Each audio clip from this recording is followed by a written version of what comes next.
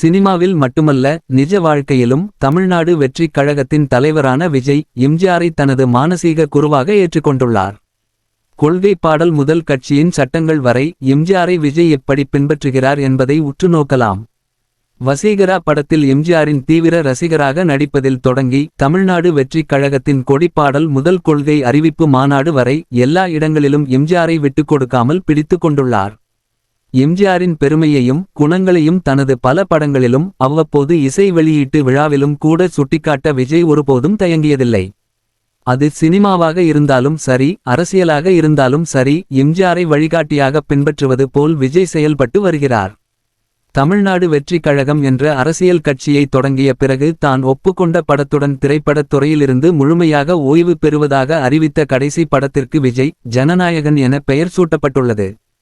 கோடிக்கணக்கான மக்களின் நாயகனாக திகழ்ந்த மறைந்த முதல்வர் எம்ஜிஆரின் வாழ்க்கையை மையமாக கொண்டு இந்த படத்திற்கு ஜனநாயகன் என்று பெயரிடப்பட்டிருக்கலாம் என்றும் கூறப்படுகிறது.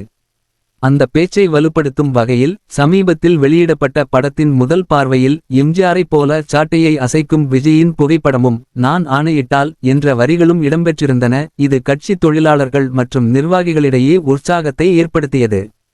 தமிழ்நாடு வெற்றிக் கழகத்தின் தலைவர் விஜய் மீண்டும் உறுதிப்படுத்தியுள்ள அவர் தொடங்கிய கட்சியின் அரசியலமைப்பு எம்ஜிஆரை தனது மானசீக குருவாக ஏற்றுக்கொள்கிறது.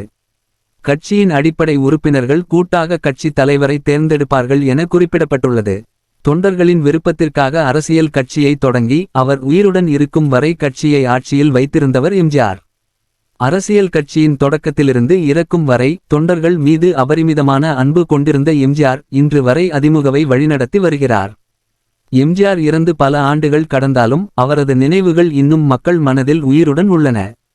தமிழ்நாட்டின் பிரதான எதிர்க்கட்சியான அதிமுக எடப்பாடி பழனிசாமி, ஓ பன்னீர்செல்வம், சசிகலா மற்றும் டிடிவி தினகரன் என 4 பிரிவுகளாகச் செயல்பட்டு தனது வாக்கு வங்கியை படிப்படியாக இழந்து வருகிறது.